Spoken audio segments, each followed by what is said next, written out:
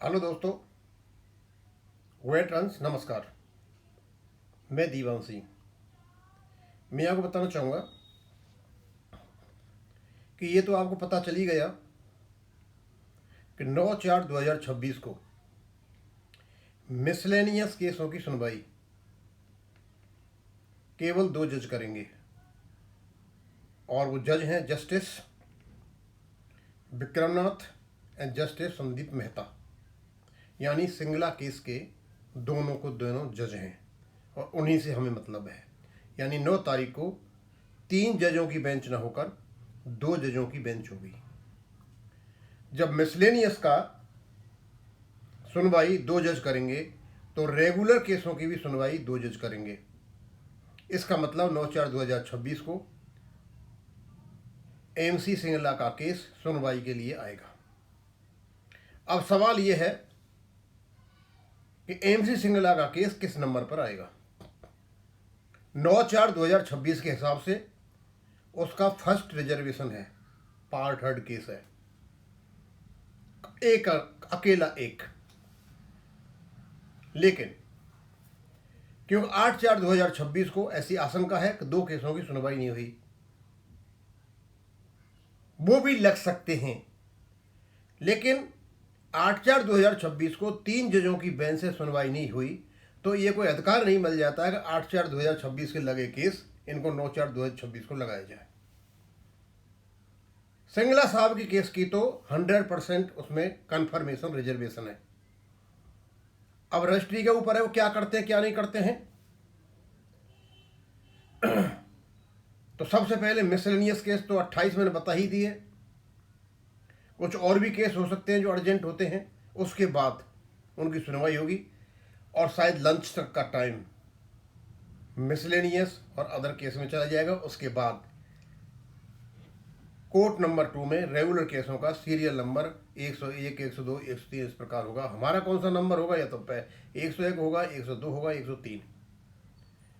मेरे हिसाब से 101 होना चाहिए क्यों 9/4/26 को हमारा ही केस पार्ट थर्ड है। और जो 8/4/2026 को छूट गया है, जो सागर प्रॉपर्टी वाला है, वो 102 और तीसरा 103 होना चाहिए। खैर एनीवे, जैसा होगा आ जाएगा, पता चल जाएगा कल 8:30 बजे। दोस्तों, कुछ आशंकाएं व्यक्त की जा रही हैं। कहते हैं ना, दूध का जला छाछ को फूंक फूंक कर पीता है। आशंका यह है कि क्या आईबीए, बैंक्स, डीएफएस के साथ मिलकर कोई ऐसा खेल खेल सकते हैं कि किसी ऑल्टरनेटिव को लेके सुप्रीम कोर्ट के साथ पास पहुंच जाए कि साहब ये हमारा आपस का मैटर है, हम सुलझाते हैं। भाई 35-36 साल से क्यों नहीं सुलझाया? अब ये तो तब भी आपका ही मैटर था। यानी इस टाइम को निकालने के लिए, या फिर ये मांग करें कि हम एक कमेटी बिठा देते तो उसका भी कोई मत अर्थ नहीं निकलता है। तो उसका आशंका व्यक्त किया मूर्ति साहब ने और उसका एक लेटर निकाला अच्छा खासा जयंत शुक्ला साहब ने। उन्होंने कहा है कि हमारे जो वकील हैं और जितने भी हमारे वहाँ लोग लगे हुए हैं, इनके किसी भी बहकावे में नहीं आए और किसी भी ऑल्टरनेटिव को न माने। जो कोर्ट फैसला दे वो है मेन। और मैं आपको बताना चाहूंगा, क्योंकि नई नई घटनाएं हो रही हैं। 4 तारीख को जो लेटर निकाला एससी जैन साहब ने, ये कहते हुए कि हमने बॉम्बे हाई कोर्ट में कोई केस डाल दिया है। चंडीगढ़ हाई कोर्ट ने कहा था कहीं कोई निगोशिएशन के लिए, ऐसा कुछ नहीं कहा था। जब चंडीगढ़ हाई कोर्ट ने कहा था तो आपको सुप्रीम कोर्ट जाना चाहिए था, बॉम्बे हाई कोर्ट क्यों गए? तो एक मुझे साजिश लगती है और एससी जैन साहब ने साजिश रची है वेंकटाचलम के साथ मिलकर के लोगों का ध्यान भटकाने के लिए। वेंकटाचलम को इससे 2 फायदे हैं। एक तो ये खुद ही नहीं चाहता पेंशन ऑपरेशन हो तो बिगनबाजी होगी। दूसरा, इसका पत्ता कट चुका है आईबीए से। हो सकता है आईबीए से कोई समझौता हो गया होगा, चलो तुम केस करा दो, थोड़ा सा हमें सहायता मिलेगा, हम तुम्हें फिर अपने उस प्यारे से आंगन में ले लेंगे जहां से तुम खेलते रहे हो।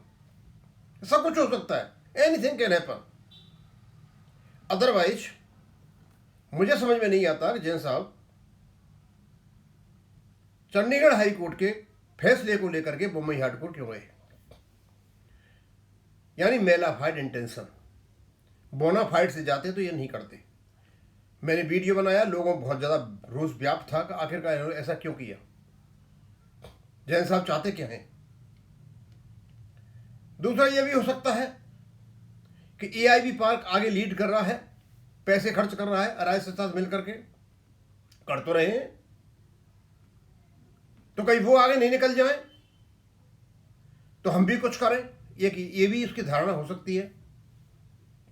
यानी इनको अपनी पब्लिसिटी की पड़ी हुई है, लोगों की जान निकल रही है। अब क्योंकि आईबीए तो गलत हलफनामा दे करके फंसा हुआ है,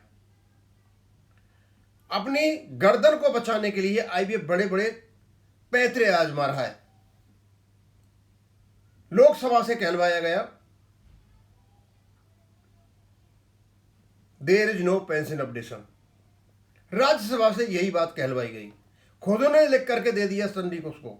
वैसे ये मानते हैं कि हम रेगुलेटरी बॉडी नहीं है, और जब मौका आया तो स्वार्थी आदमी को इन स्वार्थी लोगों ने धोखा दे दिया, यानी वेंकटाचलम को आईबीए धोखा दे गया पीएलआई के मुद्दे पर। लेकिन इनका तो खेल है, बड़े लोग हैं, ये कुछ भी कर सकते हैं भाई। हम जैसे छोटे मोटे पेंशनर जो बड़ी मुश्किल से अपनी जिंदगी गुजर बसर करते हैं, असर तो उन पर पड़ता है ना, इन पर तो कुछ नहीं पड़ता। हजारों करोड़ रुपए तो वेंकटाचलम के पास पड़े हुए हैं, बड़े बड़े जो अधिकारी हैं आईबीए में और वहाँ उनके पास बहुत पैसा है। अब तो पीएलआई ने और मजे कर दिए हैं, लेकिन परेशानी तो हमारी है ना सारी। दोस्तों, सभी चीज़ों पर गौर करते हुए ये ध्यान कर लेना कि कुछ भी हो सकता है, और मोस्ट प्रोबेबली कोशिश की जाएगी कैसे भी करके इस केस को आउट ऑफ कोर्ट के लिए कमेटी को दे दी जाए। 35-36 साल के बाद कोर्ट के फैसले आते हैं, कमेटी को नहीं दिए जाते। और फिर मैं रिपीट करूंगा, हमारे वकील तैयार होकर के जाएं और बड़े स्पष्ट रूप से निर्भीकता के साथ कहें कि चंडीगढ़ हाई कोर्ट का फैसला एक सोची समझी चाल के तहत पेंशन अपडेशन को पटरी से उतारना था। चंडीगढ़ हाई कोर्ट को पता था कि वहां पेंशन अपडेशन है। क्लॉज 12 को यदि अंडर निगोशिएशन माना अपडेशन के लिए, तो फिर वो अंडर निगोशिएशन एप्लीकेबिलिटी के लिए भी था, अमाउंट ऑफ पेंशन के लिए भी था, कैलकुलेशन 10 मंथ की एवरेज पेंशन उसके भी था, कम्यूटेशन के लिए भी था, और जितने भी फोर्स सब के लिए वो क्या था, अंडर निगोशिएशन था। फिर अंडर पेंशन अपडेशन क्यों था? फिर उसके आधार पे आपका 1995 का रेगुलेशन कैसे बन गया और कैसे भारत सरकार ने उसको नोटिफाइड कर दिया। यदि रेगुलेशन नोटिफाइड हो गया, वही क्लॉज 12 में सम्मिलित थी सारी चीज, उसके आधार पर तो पेंशन अपडेशन भी नोटिफाइड हुआ है 35.1 में। सबसे बड़ा धोखा चंडीगढ़ हाई कोर्ट ने दिया। और अजीबो गरीब चीज, क्लॉज 17 जिसके आधार पर रेगुलेशन बना हुआ है, रेगुलेशन का इंटरप्रिटेशन 2015 में कोर्ट को करना चाहिए था। कोर्ट रेगुलेशन से वापस एग्रीमेंट पे भेजता है, कहां, आईबीए और एआईबीए के पास। इससे बड़ा मजाक नहीं हो सकता। कोर्ट ने अपना भी मजाक कराया, हमको नुकसान कराया। तीसरा, जो कभी हो ही नहीं सकता जिंदगी में, चलते हुए केस को कभी भी जुडिशियल प्रेसिडेंट नहीं बनाया जाता, चंडीगढ़ हाई कोर्ट ने बनाया। आरबीआई का जो केस पेंशन अपडेशन का बॉम्बे हाई कोर्ट में चला हुआ था, उसको चंडीगढ़ हाई कोर्ट ने जुडिशियल प्रेसिडेंट बनाया और हमारा पेंशन अपडेशन नकारा। चलता हुआ केस और अनरिलेटेड, हमसे उसका कोई संबंध नहीं था।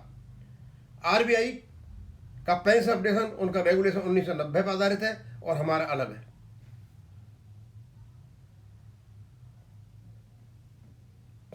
हाँ, यदि केस में कोई निर्णय आ जाता तब तो उसको बनाया जा सकता था, लेकिन वो बनाया गया। और स्मॉल कमेटी ने बैठ करके ड्राफ्ट बना करके सब कुछ काम करके बोला भाई कुछ कमी बीसी तो नहीं रह गई है। फिर इनमें डिस्कशन होता है, एग्रीमेंट होता है कि अपडेशन आरबीआई लाइन पर किया जाएगा। यानी आरबीआई लाइन को भी डाल दिया गया स्मॉल कमेटी के बाद, और सीसीएस रूल 1972 के आधार पर भी डाल दिया गया रेगुलेशन 56 में। और सीसीएस रूल्स 1972 के आधार पर डाला जाता है तो वहां किसी प्रकार का कोई अपडेशन नहीं है, लेकिन सेंट्रल गवर्नमेंट एम्प्लॉयज का अपडेशन होता है, मतलब हमारा भी होने, यानी वहां एम्प्लॉयड अपडेशन है। केवल 21 और 23 में आया था रेगुलेशन 66 में, तो हमारा भी है। यदि 35/1 नहीं होता तब भी हम अपडेशन के हकदार थे, क्योंकि हमारे rules and regulations CCS rule 1972 और आरबीआई के रेगुलेशन पर आधारित हैं।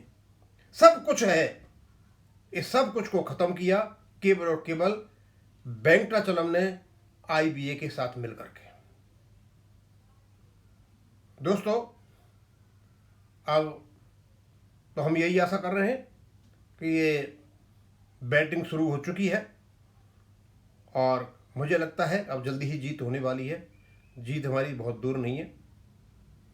ऊपर वाले से दुआ करो कि बस 9 तारीख से हमारी जीत केस शुरू हो जाए और हमें अपना जो हक है वो मिले।